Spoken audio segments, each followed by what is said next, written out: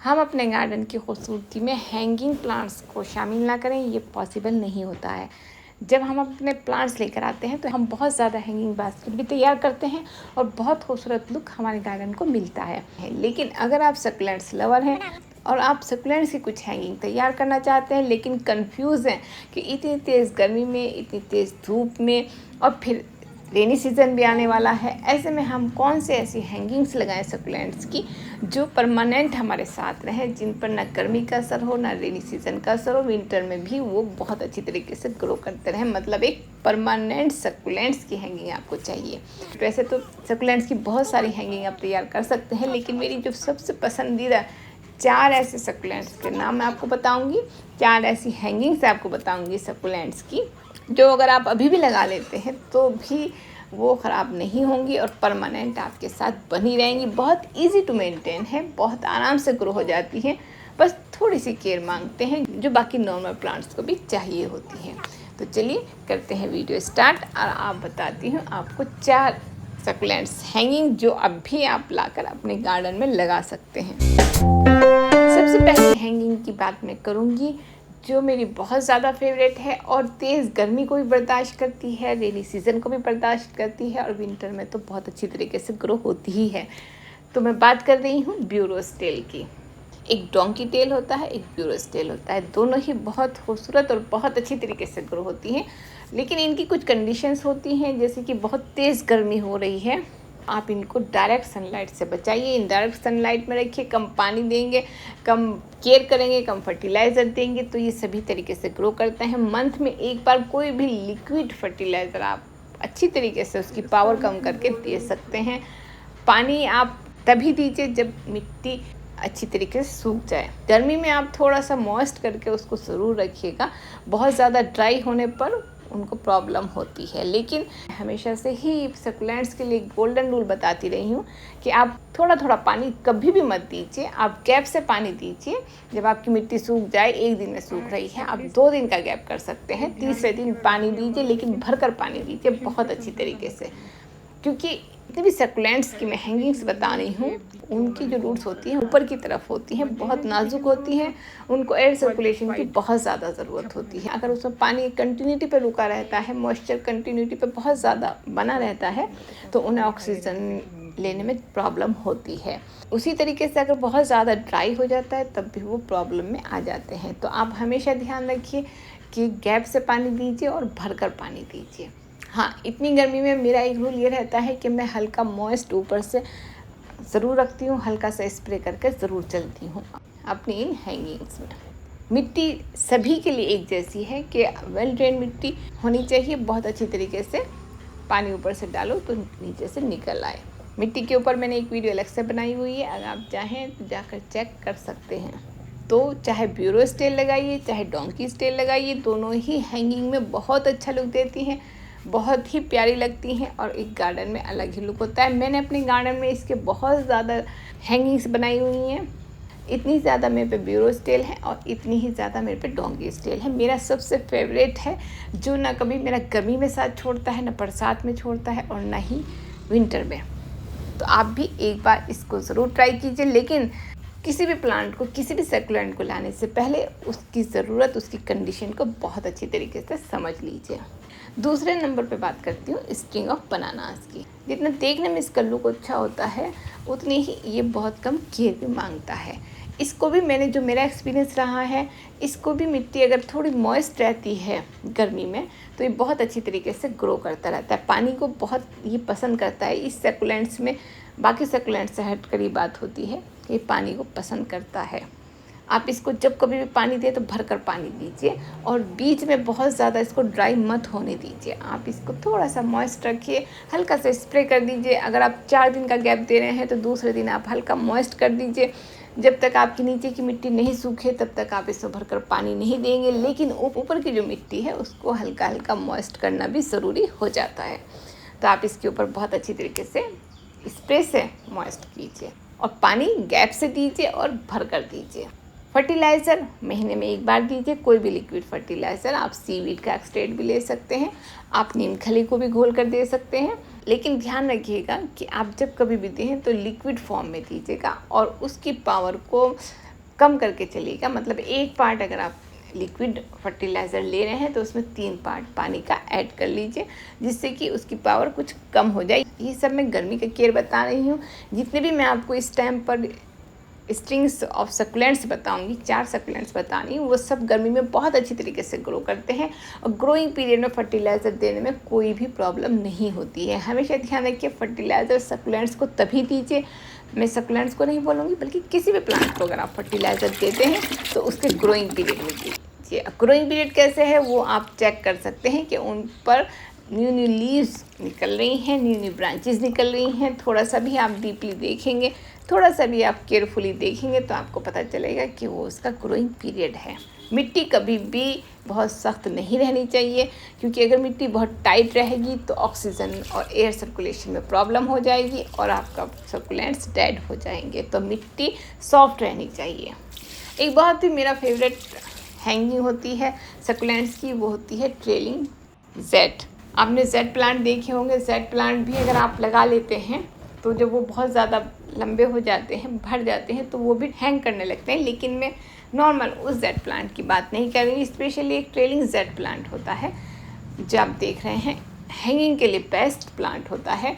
पानी हमेशा ही कम चाहिए होता है, लेकिन बिल्कुल ड्राई भी नहीं रखना है। मैं इसमें जब से मैंने इसे लिए हैं तब से मैं इसमें बहुत आराम से भरकर पानी देती हूँ, खूब अच्छे से शावर करती हूँ। आपने मेरे शॉर्ट्स में भी देखा होगा और कई कमेंट्स भी मुझे आए हैं कि आप इतना ज़्यादा पानी डालते हैं और हमें तो ये लगता है कि सकुलेंट्स पानी से डेड हो जाते हैं। ऐसा बिल्कुल नहीं है, सकुलेंट्स को भी पानी की ज़रूरत होती है।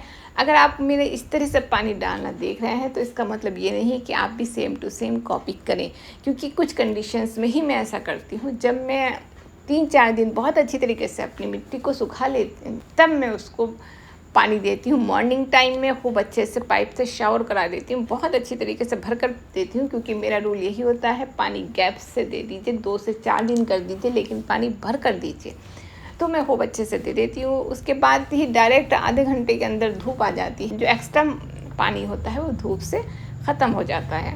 तो सुबह की 1-2 घंटे की धूप उस पर बहुत आराम से आ जाती है। उसके बाद फिर मैं तब तक पानी नहीं देती हूँ जब तक वो बहुत अच्छी तरीके से सूख नहीं जाता है। तो ये मेरा रूल होता है। इस रूल से मैं बहुत अच्छी तरीके से अपने सभी सकुलेंट्स पर शावर कर देती हूँ। मैंने रेन का एक शॉट डाला था। मेरे जो हैंगिंग हैं वो बारिश के पानी में खूब अच्छी तरीके से नहा रहे हैं। तो उसका भी रीज़न यही है कि शुरुआत की 2-4 बारिश में मुझे कोई प्रॉब्लम इनमें नहीं होने वाली है। प्रॉब्लम तब होगी जब कंटिन्यूटी पर 4-5 दिन तक बारिश होती रहेगी, तब मुझे इन्हें शेड में रखना पड़ेगा। तो कंटिन्यूटी की 4-5 दिन की बारिश मैं इनको बिल्कुल भी नहीं दे सकती हूँ। हाँ, अगर 2-3 दिन की बारिश मिल जाती है और उसके बाद फिर धूप निकल आती है, फिर बारिश मिल जाती है, तो उससे तो कोई भी फ़र्क नहीं होता है। अब एक और बहुत ही अच्छा और मेरा फेवरेट हैंगिंग सकुलेंट है जिसका नाम है डॉल्फिन सकुलेंट्स। इसकी जो लीव्स होती हैं वो डॉल्फिन की शेप में होती हैं और मुझे नहीं लगता है कि सकुलेंट में इससे ज़्यादा खूबसूरत कोई भी हैंगिंग होगी।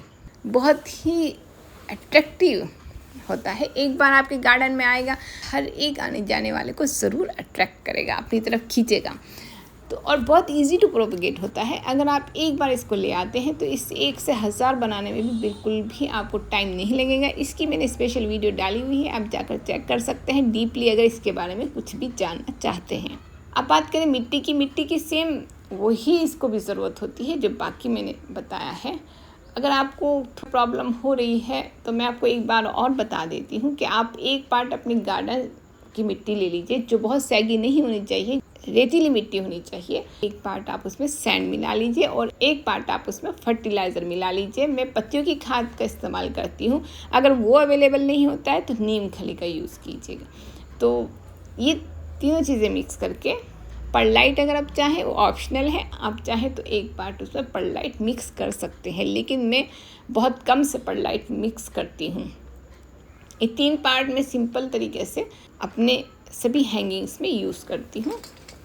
हालांकि सिंडर में लगाना बहुत ही सेफ़ होता है, लेकिन सिंडर में बहुत ज़्यादा केयर की ज़रूरत होती है। उसमें बहुत ज़्यादा पानी का बैलेंस करना सीखना पड़ता है।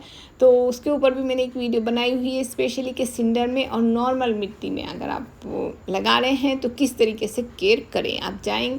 आप उसको चेक कर सकते हैं, मेरी प्लेलिस्ट में वो वीडियो मौजूद है। पॉट में ड्रेनेज सिस्टम होना चाहिए, ये सभी जानते हैं। तो लगाने का तरीका, चाहे स्टिंग बनानास है, चाहे आप डॉल्फिन को लगा रहे हैं, हालांकि डोंकी स्टेल और ब्यूरो स्टेल्स का कुछ अलग है, लेकिन इन दोनों को अगर आप लगा रहे हैं तो उसको लगाने का तरीका यही होता है कि आप एक स्ट्रिंग लीजिए और उस स्ट्रिंग को दबाने के बाद उसको पॉट में चारों तरफ फैला दीजिए। जितने भी नोड एरिया मिट्टी से टच होंगे वहाँ से न्यू ब्रांचेस निकल आएंगी।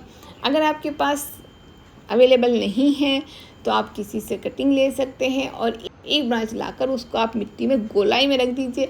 हर एक नोड एरिया से एक नई ब्रांच निकलकर आपका पूरा का पूरा पॉट भर जाएगा।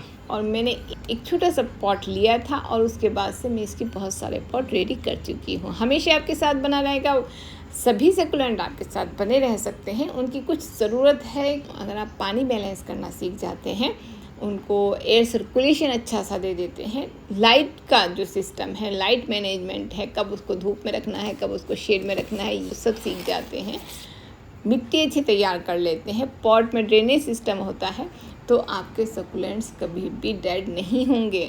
आपके सकुलेंट्स अगर डेड हो रहे हैं तो आप चेक कीजिएगा कि कहाँ पर प्रॉब्लम हो रही है, या तो एयर सर्कुलेशन की प्रॉब्लम है। बहुत सारे सकुलेंट ऐसे होते हैं जो बहुत ह्यूमिडिटी को पसंद नहीं करते हैं, आपने ह्यूमिडिटी ज़्यादा बढ़ा दी है। बहुत सारे सकुलेंट्स ऐसे होते हैं जो तेज़ धूप में डेड हो जाते हैं, और बहुत ज़्यादा सकुलेंट्स ओवर वाटर से रूट रॉट होते हैं। किसी में फंगल अटैक भी हो जाता है अगर आप उसको केयरफुली चेक नहीं करते हैं। तो ये थोड़ा सा रूटीन वर्क है, अगर आप एक बार रख लेते हैं आप हैबिचुअल हो जाएंगे, आपको पता भी नहीं चलेगा कब आपके गार्डन में सकुलेंट्स की भरमार हो रही है और आप एक बड़ा सकुलेंट गार्डन तैयार करते जा रहे हैं, 1 से 1000 बनाते जा रहे हैं। तो थोड़ी थोड़ी सी टिप्स मैं आपको हर एक वीडियो में देकर चलती हूँ। आप मेरी अगर सभी वीडियो देखेंगे तो आप भी ज़रूर एक अच्छा सकुलेंट्स गार्डन तैयार कर देंगे। तो ये 4 हैंगिंग्स मैंने आपको बताई हैं।